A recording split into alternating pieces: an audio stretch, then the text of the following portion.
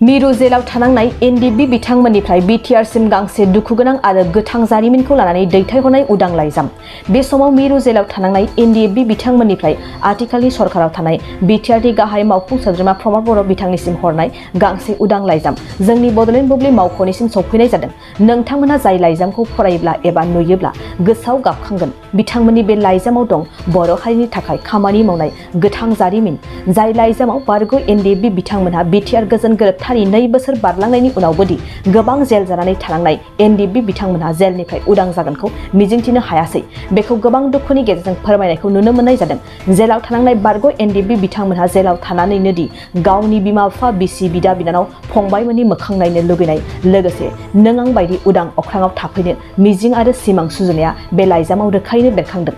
जेलाव थानांनाय बारग' एनडीएफबी बिथांमोननि लाइजामाव आबुङै मा लिरदों फै जों नोंथांमोननो आबुङै फोरमायनानै होदिनि। गिबियावनो मानगोनां दुलाराय बर' रायजो राजा नोंथांमोन आरो बिटिआर रायजोनि राजखान्थि हान्जानि गाहाय मानगोनां सीएम सारजों लोगोसे गुबुन गुबुन बिबाननि दैदेनगिरि बिथांमोननिसिमबो फैगौ बांला 1944 मायथाइनि रंजालि बैसागु फोरबोनि गोजोननायखौ जोंनि गोसो गोरबोजों बर' रावनि गुबुन गुबुन सोमोन्दोजों मुंख'नानै बयनिसिमबो बावहरनाय जाबाय। जोंनि सिनायथिया जाबाय गुवाहाटी मिरु जोबथेसालि सिङाव दोनजानाय गोथां मुंख्लं एनडीएफबी। जों दिनै जोबथेसालिनिफ्राय उदां जागोननि मिजिंखौनो सुजुनो हायासै।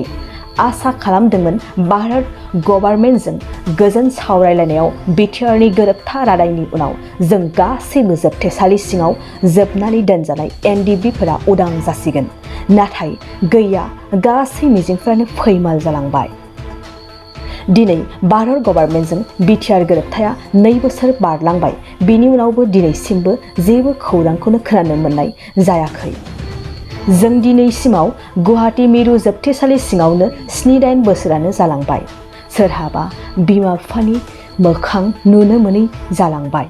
सोरहाबा बिसि फिसा आलाय सिलाय जालांबाय। सोरनिबा न'खरा थेर-बेथेर जालांबाय। बिमा-बिफा बोराय-बुरि जालांबाय। फिसानि महरखौ नायस्रांलांनो मिजिंथिनानै दिनैसिमबो नेथाबबायनानै दं। नाथाय हमदांस' हायासैदि बुब्लिनि दैदेननाया बबे लामाजों बोहैलांगोन। जोंबो बर' हारिनि थार बर' बिमानिनो गोरबोनिफ्राय जोनोम मोननाय बर' फिसाफोरसोमोन। जोंनावबो बर'नि गोथां थै दं। जों जोंनि न'खर एबा उदै थाइसेनि थाखायल' बिग्रायारि लामानि आगानखौ सुराखैमोन।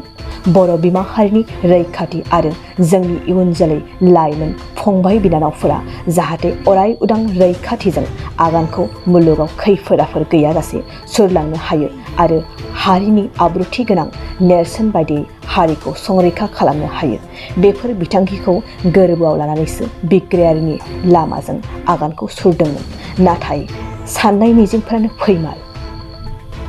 जानो हागौ माखासे दैदेनगिरिनि मावथांखिनि बिथोन होनाया गोरोन्थिनि लामाजोंसोमोन जानांगौ। जों दैदेनगिरिफोरनि सिङाव दैदेनजानाय बिग्रायारि लाइमोन। सासे दैदेनगिरिनि बिथोन फालिनायानो बिग्रायारिफोरनि खान्थि। बेखौ बिग्रायारि मुलुगाव हेव खालामनो हाया। आन्दोआव गोबां रावफोर थाखुमानानै थालांबाय।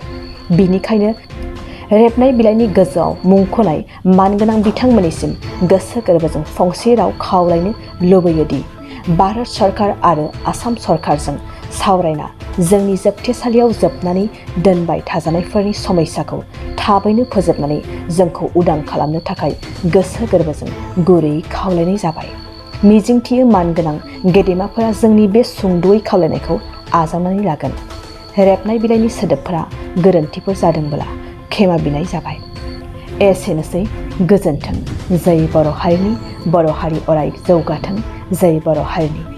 गुवाहाटी सेन्ट्रेल जेल, गोथां मुंख्लं एनडीएफबी।